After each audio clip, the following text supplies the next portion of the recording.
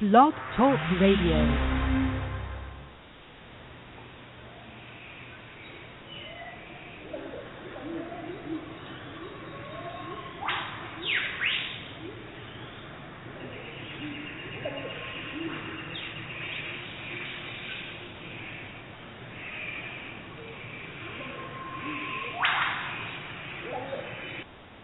Hello everyone, I'd like to welcome all of you back to Ohio Exopolitics. I'm your host, Mark Snyder. We're going to talk about the Billy Meier material this evening. I'm going to start in Contact 213 that briefly mentions the destruction of the tomb of Jmmanuel. Quetzal is in this contact with Billy. Quetzal is the commander of all the Plejaren forces that were at one time in our solar system. Quetzal is now an Ishwish, a king of wisdom, and he's talking about the tomb of Jmmanuel. Jmmanuel is, according to the information, a former personality of the same spirit form that's currently in Edward Albert Meyer. And the Meyer information says that the New Testament is a fictionalized version of the life of Jmmanuel. Quetzal says here in line 1, the fact that the tomb, respectively, the tomb cave is sought for corresponds to the truth. But the correct site wasn't found because some time ago I had destroyed this by the order of the High Council. So Quetzal has actually destroyed the tomb. This is the tomb, I believe, that Billy and Issa Rashid discovered when they discovered the writing about Jmmanuel. And this first line goes on, and to be sure, certainly by what means also the hillside collapsed and buried everything.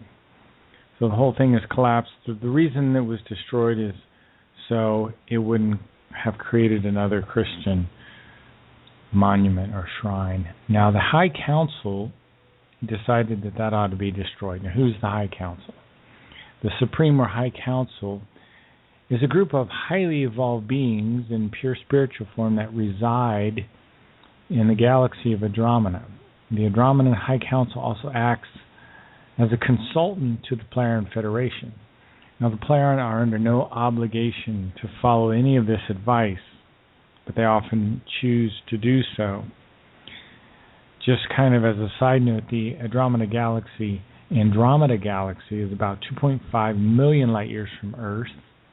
It is the nearest major galaxy to the Milky Way, and it's often referred to as the Great Andromeda Nebula in older texts. Now, just to give you a rough idea of how tremendously massive the universe is, there are 44 galaxies in our local area. I can't even wrap my mind around that.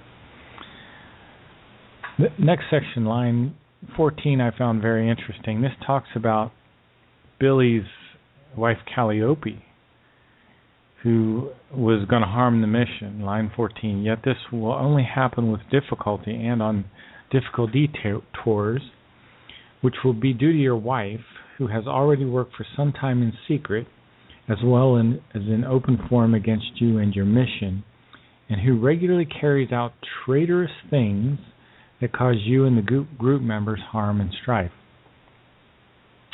Now, back when Billy was a young boy, even with his first contact, Svath told him that his wife would turn against him and call him a hoaxer. In this same contact, Billy discusses his trip back in time with Asket. Asket was Billy's second contact. She is a woman from the Tao universe, and Billy, the first thing he got to see with Asket was the headquarters of the Giza Intelligences, which I've talked about in detail before, and I'm sure I'll repeat it again at some time in the future. So, this is a very interesting contact. Let me read a little something here that Billy says about Jmmanuel. Billy says, I am surprised, and since we already we are already at it.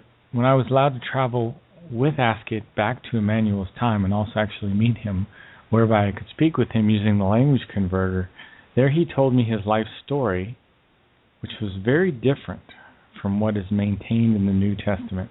Now imagine this for a second. I don't know how this works, but it does somehow work. Billy and Emmanuel are standing there talking to each other in Emmanuel's time, and there's only one spirit form. So somehow a spirit form can be in two places at once, which I thought was very, very interesting and strange. Let's continue. With certainty, it arose from his explanations that he was in no way religious and therefore was no religious faith bringer or a religious revolutionary. Actually, he was a revolutionary. He said so himself, but not in the sense of a religious form, but rather in relations to the true teaching of the Spirit, as this is also clear from the Talmud of Emmanuel, which, by the way, has been translated into English now and will soon be available to the public, hopefully. The second translation. There was a first translation which the people of Figu weren't very happy with, I guess. So Billy corrected that translation. Anyway, it goes on here to talk about Emmanuel. He said that he was very unpopular with his superiors, the rulers, as well as the scribe, etc., and that his life was endangered as a result of his revolutionary teaching, for he enlightened the people and advocated for their freedom in every respect. Now, this is an important aspect because the Meyer material talks about this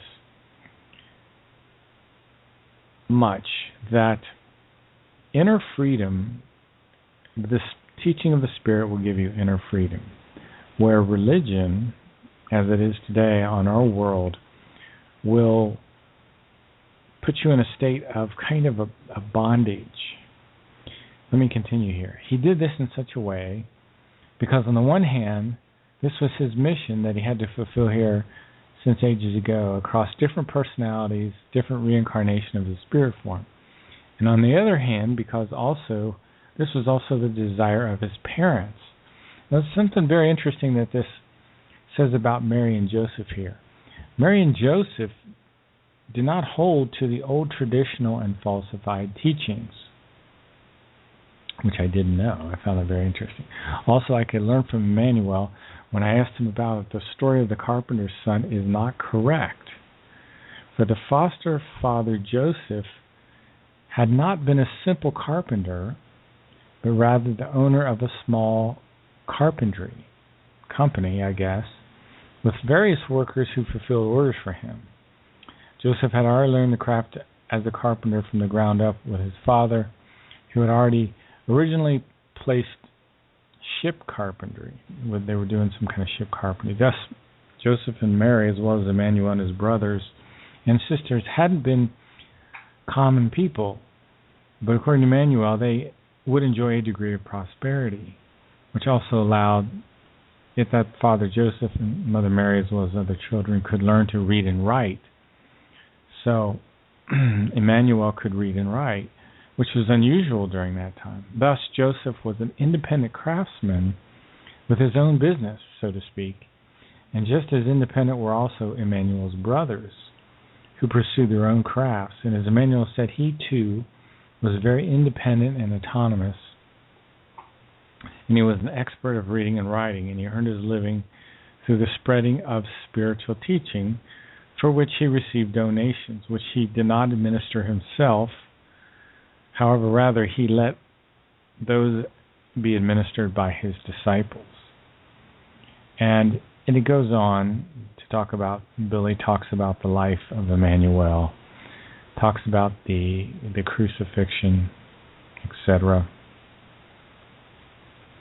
Interesting contact here, contact 213, as most of them are. We were talking about Emmanuel. Emmanuel is the fifth prophet in the incarnations from Henoch to Billy. Billy visited Emmanuel back in 1956 via time travel technology provided by ASCII. And Billy's known as the New Age prophet. And he's described as such in the book of OM, which talks about the other prophets in that line. Enoch, Elijah, Josiah, who we call Isaiah, Jeremiah, who we call Jeremiah, Emmanuel, and Mohammed.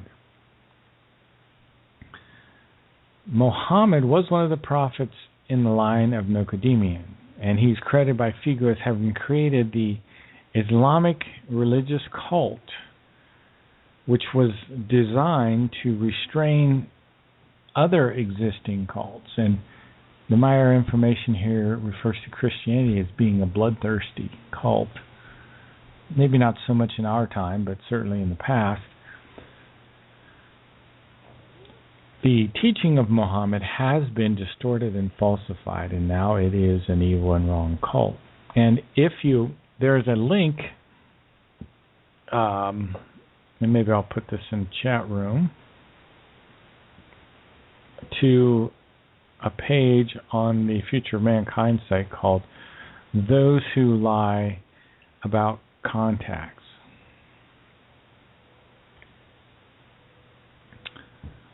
And it's really the story of Muhammad. And if you're interested in that, you could probably search on the Future of Mankind site for Those Who Lie About Contacts. Let me read a little bit of this. If someone scrutinizes the teachings of the most diverse founders of religious cults, he will notice that the teachings of these cult religions have been consistently directed against political and religious trends of the time. It's interesting, if you go back and study Muhammad, and I have studied this a little bit in the past few days, according to conventional historical wisdom, Muhammad taught in two places, Mecca, and he taught in Medina. When he taught in Mecca, his verses are much more moderate and more conventional and loving and I think more spiritual. Now, his later teaching in Medina is very intense. It gives the green light on violence and rape and things like that. Now, how much of that is been distorted over time, I don't know. But the Maya material does say that Muhammad, a.k.a. Nokodeman, the same spirit form that's now in Edward Albert Meyer, was intentionally teaching half-truth, and that he actually had to teach half-truth in order for A, to get people to listen, and B, to counter the spread of Christianity. I guess if Christianity would have spread too far, it would have completely stopped all of our evolution. Let me continue here. It was only Muhammad's appearance and actions which ensured that half of Earth's mankind would not be slaughtered by Christendom's madness, even though the indirect results of Muhammad's actions were not always very obvious. We can thank the true prophets, Emmanuel, Muhammad, in spite of all the false teachings into which the teachings of the truth have been turned, that the murderous laws of religious cults of all the worldwide religious sects and cults became more humane and free. It did say in this particular page later on that probably the most difficult incarnation that Nokodeman had was Muhammad, and that was very, very difficult for that spirit form to do. Because it was a very violent time, and he had to make certain compromises and do certain things that were very unpleasant to him. Finally, in verse 1380, we can thank the true prophets of Emmanuel Muhammad in spite of all the false teachings. Again, I read that. This, however, is shifting in the opposite direction, because sects of all types are gaining ground and demanding a variety of different kinds of blood sacrifices. Now, according to Meyer information, I say that a lot. I probably shouldn't say it quite that much, but that these Islamic terrorists really don't represent Islam, just as any terrorist doesn't represent the faith that they're involved in. So in that sense, I guess we should moderate our views a little bit. I know I had to moderate my views a little bit as I went back through this stuff. Anyway, I thought this was some very, very interesting information. Maybe I'll scroll down here just a little bit. This is in line 1407. This must be an excerpt from a much larger writing. And I'll have to do more research and figure out what this is actually an excerpt from. But 1407 says, Muhammad's strategy was successful. Even though Christianity continues to spread farther after his end, prompting and affecting immense massacres of human lives. Those massacres will have cost a total of nearly 127 million human lives by the year 2000. Always nicely in the name of God, the Creator, in the name of God's laws and commandments, in the name of mercy and love, in the name of brotherlessness and peace, in the name of Christianity and its faith, in the name of the Holy See, God's representative, in the name of the Pope. That's a hell of a number. I don't know where they got that number. This is very, very interesting page on the Future Mankind site. I'll let you, if you search for those who lie about contacts, you should be able to find it. Put double quotes around that, and you'll find that. Whenever you search for something that has blanks in it, put the double quotes around it, and you'll find that. You can search right up in the search bar of the wiki. This is very controversial information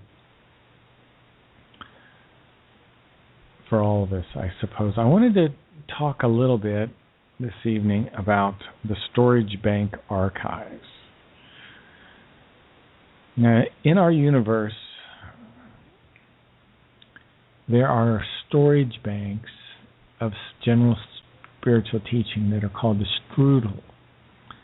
And an archive is a place where public records or other historical documents are kept. And general archives consists of records that have been selected for permanent or long-term preservation on the grounds of enduring cultural, historical, or evidentiary value. The strudel is available to all human beings who can access them. They are not physical records, but they are information that is stored in a kind of energy. And in the book, The Goblet of Truth, the first 14 chapters are said to have been pulled out of the storage banks, the terrestrial storage banks, which I would assume are the storage banks associated to the Earth. One of the key German words here is Speicherbank, which can be translated as memory bank or storage bank. And I always go back to how it all began for the example of the storage banks, where Billy said, then suddenly formed on my lips again, words formed on my lips, which said, since ancient times you lived among the stars. And suddenly I knew who I was, how I am, and what my mission on this earth is. And suddenly impulses came from somewhere, which I later recognized as impulses from the storage banks. And Billy describes that many good memories penetrated him and showed him the way. So sometimes what comes from the storage banks are impulses. And an impulse can be defined as the influence of a particular feeling, mental state, etc. In physics, an impulse is something that changes the momentum of an object with respect to time. Also, an impulse can be a sudden wish or an urge. In medicine, an impulse is an electrochemical transmission of a signal along a nerve fiber that produces a response in some target tissue. So we have these electrochemical transmissions that go from the brain down to certain nerves and vice versa. In science, an impulse is a sudden flow of electrical current in one direction. The impression I get here is that an impulse in this case refers to a signal of some kind. Again, in the article called How It All Began, it says, already at the age of 4, this great recognition instantly changed my life. Because after I was familiarized with this insight and understanding by means of the impulses from the storage banks, and I also learned who I really was and what I had to learn and do in my life and what my life task was, I looked at human beings, animals, nature, as well as all existing things in a completely new way. And I suddenly felt a great astonishment within myself about that, which I now discovered. You see, impulses from storage banks, they seem to be associated with understanding, guidance, and memory. And the storage banks are mentioned in FIGU Special Bulletin number 33. Let me read this quickly here.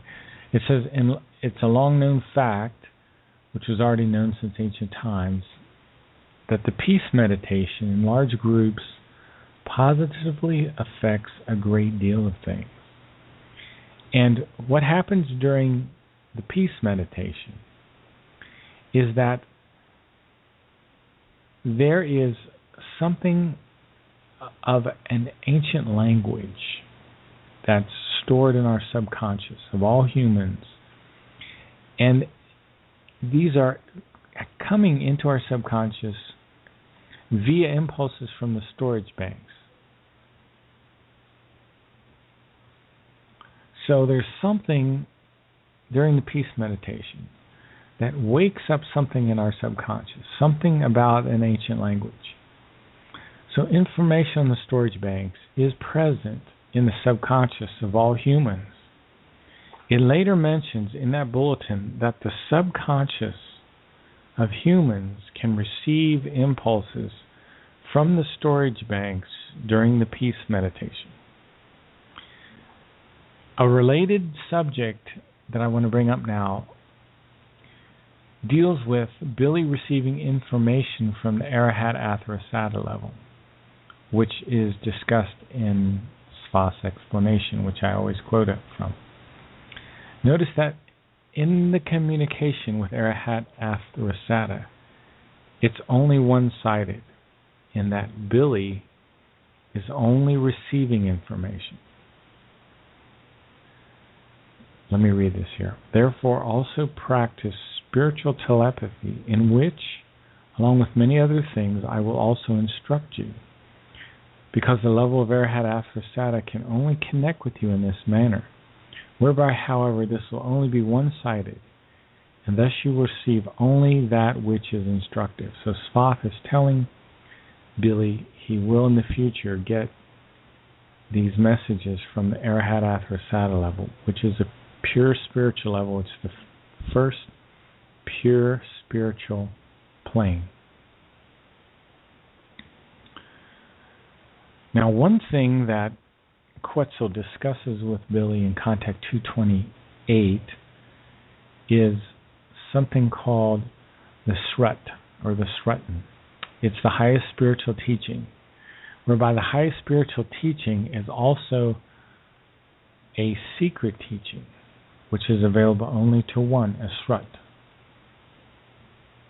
The Srut is the next level up from the Ishwish. And Billy's speaking here, and I think he's speaking to Quetzal. And Billy says, calm yourself, my son, and don't do Svath an injustice. He said nothing to me about it, speaking of the Srutan level.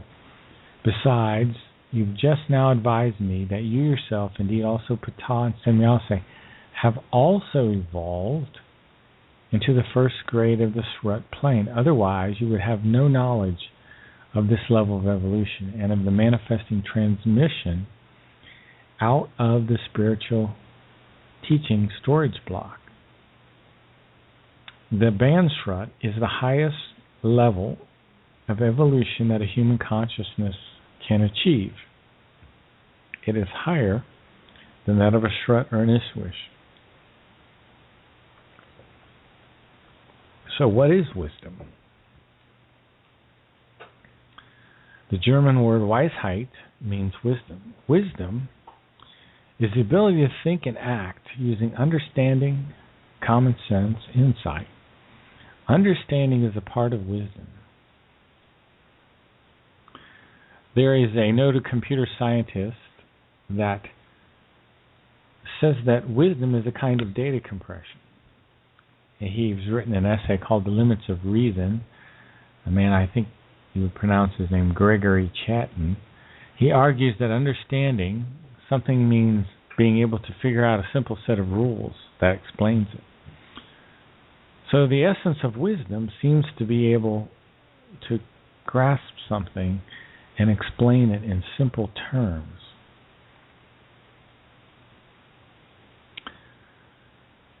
So I wanted to talk a little bit about that tonight. That kind of struck me as very, very interesting.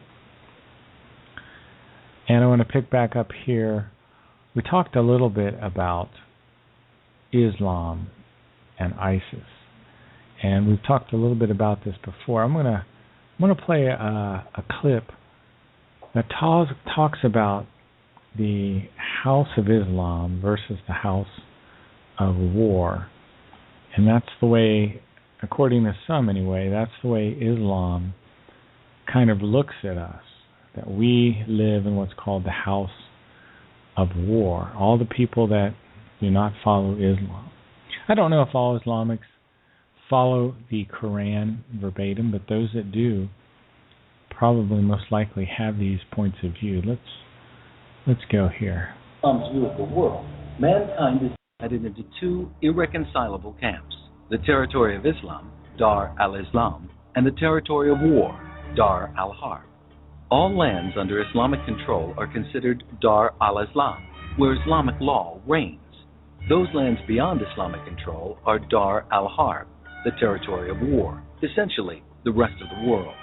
The Prophet Muhammad is said to have said, Al-Kufru Millatun Wahida, unbelief is one nation.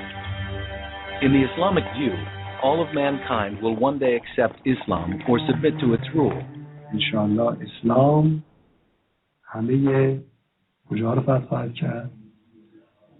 همه قله‌های جهان رو فتح کرد. Logically then, Islam cannot recognize political borders nor permanent peace treaties with Dar al-Harb.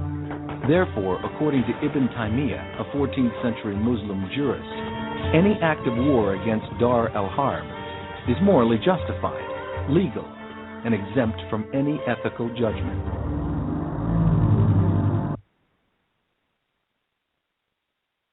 Very interesting clip. It gives you a whole new perspective on Islam and what we're up against here.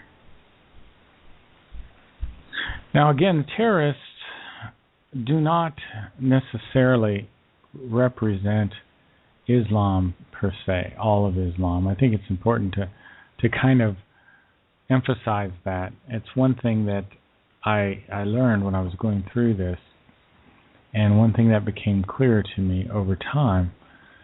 So, Edward Albert Meyer lives in a little tiny mountain village in Switzerland. It's called Hinterschmidruti. He's in his late 70s. He's a prophet. He's been a teacher. He's written an incredible number of books. Has a tremendous amount of wisdom. When you study this information, things will start to become a lot clearer to you in a lot of different ways. One thing we've talked about in the past are the Henoch prophecies. And Henoch, there were three personalities with the same name. The first Henoch was 13,500 years ago. The second Henoch was about 9,000 years ago, and the third Henoch was about 4,000 to 5,000 years ago. In Contact 215, Billy says, and the same will most likely be the case in the future when I receive permission from you in the coming time to spread the prophecies of Henoch for the third millennium. But nevertheless, I feel that Henoch's message for the future must be made known and distributed, because somehow it might bear fruit yet. Quetzal says, the point in time at which the prophecies will begin to be fulfilled is when there is no longer a pope in Rome. So we're still before the time, thank goodness. All of Europe will then fall victim to a terrible punishment by evil powers, but we're seeing the stage being set. We're seeing the evil powers of Islam starting to punish Europe already. And it says here that the Christian religion will collapse, and the churches and the monasteries will end up in ruins. It's going to be very strange if we live to see this. A tremendous historical trend taking place here. Now, that was from Contact 215. In Contact 251, it talks about World War III and the fact that World War III cannot be averted if man fails to become reasonable. The war will begin with conventional weaponry and escalate to nuclear, chemical, and biological warfare. The World War will begin in November of a specific year, and after 5 years of intense effort are spent reaching this goal, which is preceded by 4 years of unspecified preparations. So if this war ends up starting, it's said it will last for 3 years and 11 months, so almost 4 years. Now this is the bad news. The Earth's northern hemisphere will be largely destroyed by nuclear fires and radioactive radiation that will annihilate the entire animal and plant world, unless man sees to it that the prophecy will not be fulfilled. So what does it say? Somewhere in there it says that nuclear, biological, chemical weapons will be released by automated systems that run outside of human control. That's not good news. So let's hope that through enough peace meditation and enough people paying attention to the Maya information, enough people listening to these archives, which I'm always pleased with people that do get around to the archives. Again, destruction in North America by the Henoch prophecies. Far in the West, it will be different. The United States of America will be a country of total destruction. But not even all the terrible happenings will hinder the U.S. in continuing to proceed with her actions against other countries. We'll still be involved in war. It's just bizarre. It's overwhelming. It says here, the North American continent will be stricken by the most terrible catastrophe which has ever been recorded. And that's the one I quoted a second ago. Evil military powers will wreak havoc with computerized and nuclear, biological, and chemical weapons, whereby it will also happen that computerized weapons will become independent. Artificial intelligence, maybe? These computer weapons will become independent, and we won't be able to control them. Amazing prophecies, incredible prophecies. Another interesting prophetical contact is Contact 136, which took place in October of 1980, and prophecies that I don't know what the date off the top of my head is in Contact 136, but all these things that were prophesied have took place. The assassination of John Lennon, the death of Princess Diana and her engagement to Charles, and another thing is the start of the trend of extreme cold weather, which, by the way, we've been very fortunate mostly this winter, at least where I'm living. The rise of Zionism. It talks about the setting of the stage for World War III by Reagan. the assassination attempt on Reagan by John Hinckley. I don't know if you remember the Osirak attack, the destruction of the Osirak nuclear reactor by the Israeli Air Force. It goes on to say here that the Vatican will be corrupted in what is called the Holy See, assassination attempt on Pope John Paul II, the death of Ayatollah Khomeini, Ronald Reagan being struck by Alzheimer's disease, the assassination of Anwar Sadat, and the implementation of the peace meditation. Again, this took place in 1980. These prophecies, this contact report. So,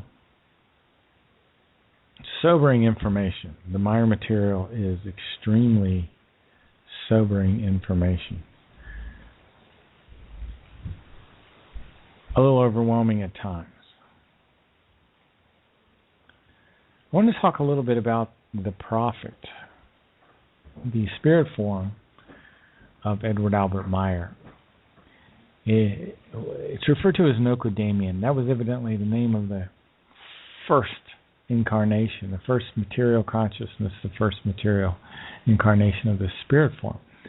Nocodamian is the universal prophet. Came to the earth came into the spirit form is 9.6 billion years old. It has returned from this Arahat Athrasata level, which is the first level or plane where there are pure spirit forms. This spirit form, Nocodamian, originally came from a planet named Sadar, which existed some 3 billion light years from the Earth in the Lyran galaxy. The knowledge taught by the Herald will be integrated by the human and verbally further carried. Somehow the teaching of Nocodamian is also part of the collective subconscious forms. And through these, remember I talk about the swinging waves, that this teaching, this information, will continue to forever be disseminated through the entire universe. Askett mentions the fact that we have a collective subconscious in Contact 31. She says, in reality, this is only the truth to the extent that these Earth humans are connected with other terrestrial life forms through Earth humanity's collective subconscious. So we're connected to every human being subconsciously. Knowledge can be passed to other human beings via the collective subconscious. And there's an article on this called The Sixth and Seventh Senses. I'll put that in the chat room. The Sixth and Seventh Senses. And this information is bounced back and forth through our subconscious. For example, if a human being invents something or writes something, that information can be picked up by another human being somewhere in the world via this collective subconscious. There's a German word here called Feinstofflich, which can be translated as the fine fluids sensor, these supernatural fluidal powers that we all have. Now let me talk about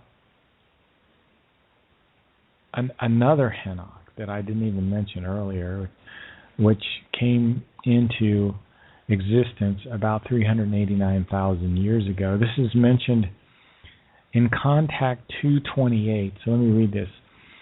Semyase and I, as well as Ptah, and his father Svath, as well as my father, have always belonged paternally to a line of descendants that leads back to Henoch and Nocodamian as well as their sons. So that's why you see Ptah, Svath, Semyase, they're all related. And they all go back. They're all part of the the Henoch, and the Nocadamian lineage.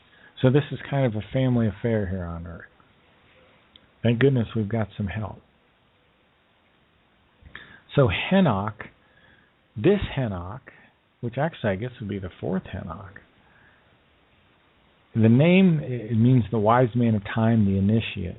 Came here 389,000 years ago, and that's when the Lyrians came. Okay, it goes on here. It says that those sons were the ones that were under an obligation to the mission to instruct all who came from the Nocadamian and Henoch lineage in hereditary series in the teaching of the Spirit and to preserve the knowledge regarding this. That's contact 228. I'll put the link to that also in the chat room.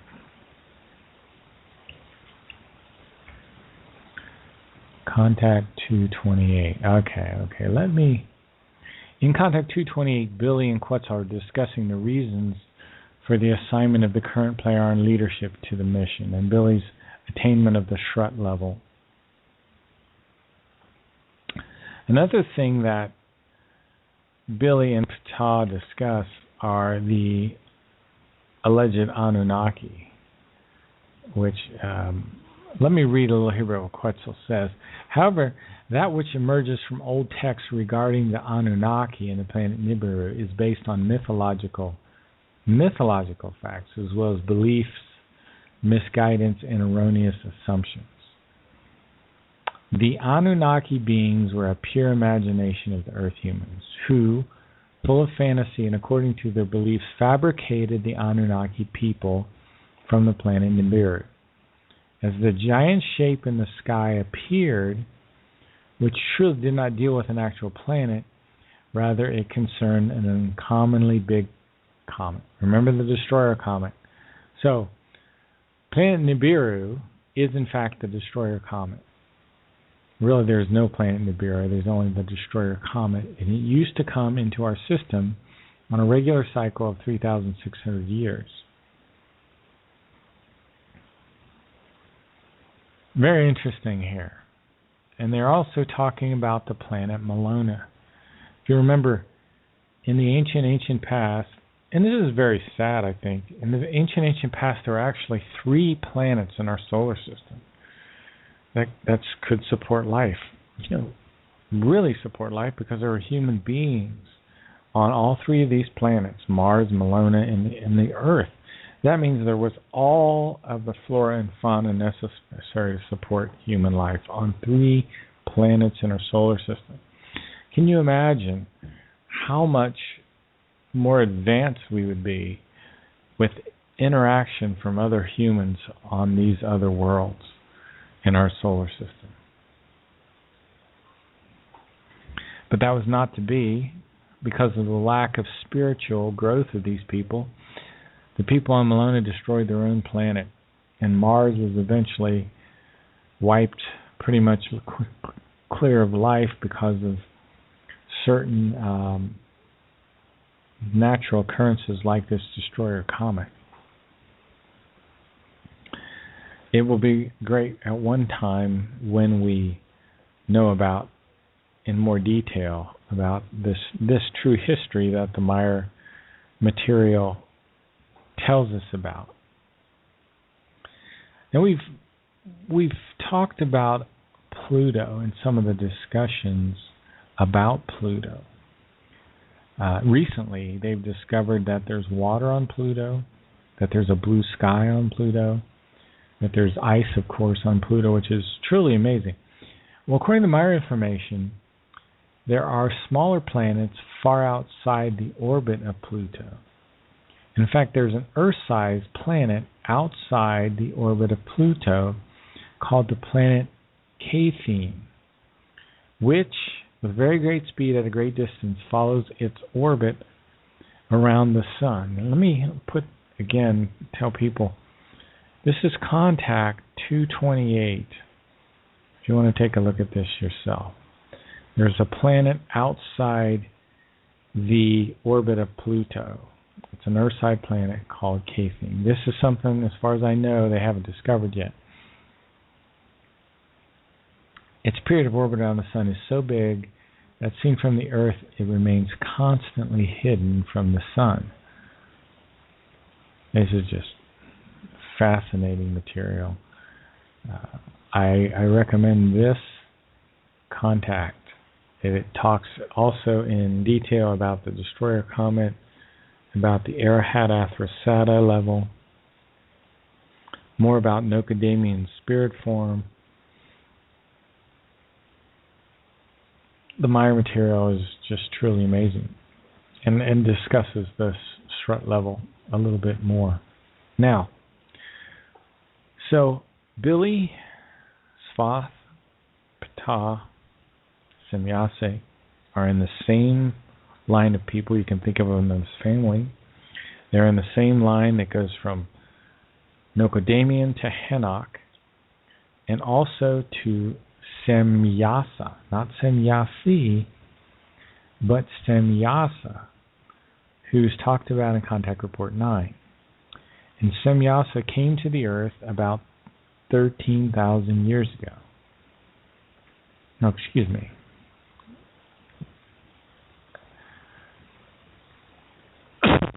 There may have been two Semyasas, I don't know, but one came here 389,000 years ago. I have another date for this other one. Again, this is during the time of Elenus and Lemuria. Semyasa was the highest leaders of the sub-leaders and mated with what they called an Eva, female beings, who were mostly human-like and rather beautiful in feature and form.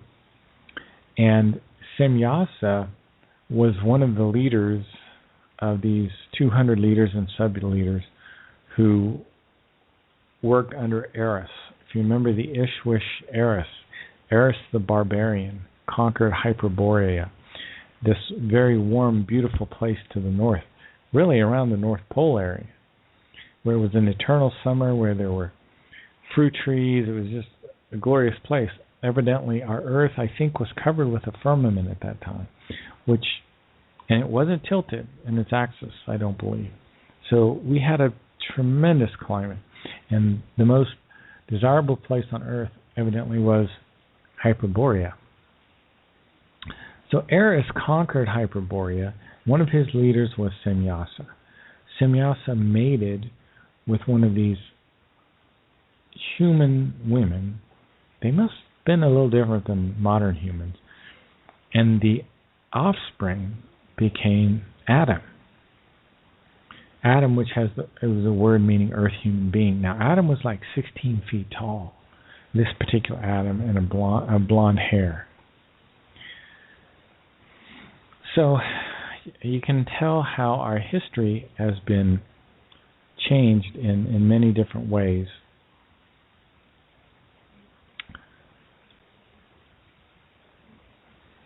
There are a couple contacts I'm going to cover quickly tonight. I'm really covering a lot of information.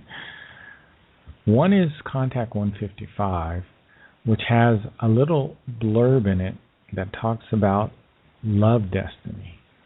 Evidently, there were two people who were in the Figu group called Ferdinand and Ingrid that evidently must have been destined to be together, but they never really got together. They had a lot of other partners, different sex partners, which disturbed their destiny, harmed their destiny. And the German word for destiny is Bestimmung, and it's translated as determined, as purpose, as appointment, a settlement, assignment. Destiny can be a predetermined thing, usually inevitable or irresistible. Notice that this destiny was messed up because of these activities. And I got a little extra information here from Marianne Ulinger-Mondrian from Switzerland, who said that Ferdinand and Ingrid, in their former personalities, had made a great oath. This was the time of the Great Oath, which was 13,500 years ago. And this is what the Contact 229 says about the Great Oath. This is during this, I guess, the second time the Lyrians came here. Well, there's still so much still to learn here. It's just incredible. Contact 229, anyway, the Great Oath. When the prophet of the new time speaks of codex, as well as oath and law, only a few loyal ones will gather around him, and most human beings will not want to listen to him. At first, only a few human beings will hurry to pursue the truth when he spreads the teaching of the Spirit. For to the many human beings, his voice and teaching will go unheard as if in a desert. Billy talked about this to a certain degree in an interview he had in 1988. And he said that there were immigrants from Lyra Vega here, and there were 144,207 of these that remained on Earth.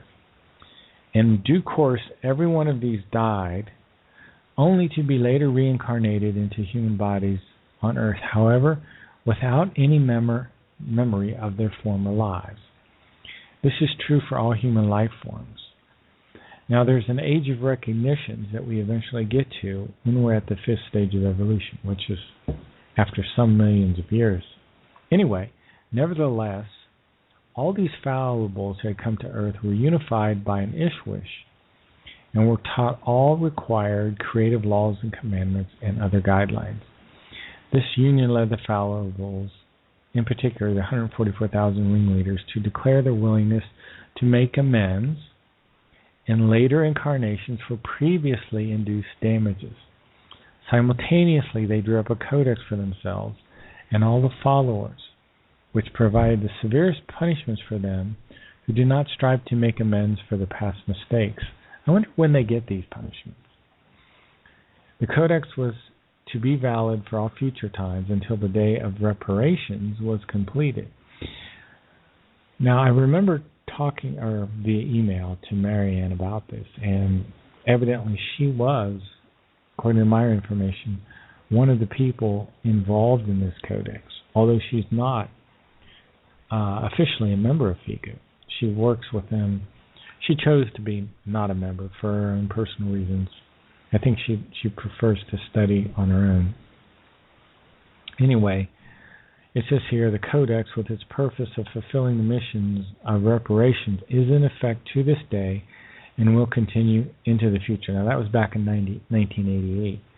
It may no longer be, it may be already have it. I'm just speculating here. I don't know this for sure. But maybe the Codex is still on, but I vaguely remember talking to Marianne, and she was saying that the Codex is no longer, that it's been fulfilled. I'd have to double check on that. Don't quote me on that, please.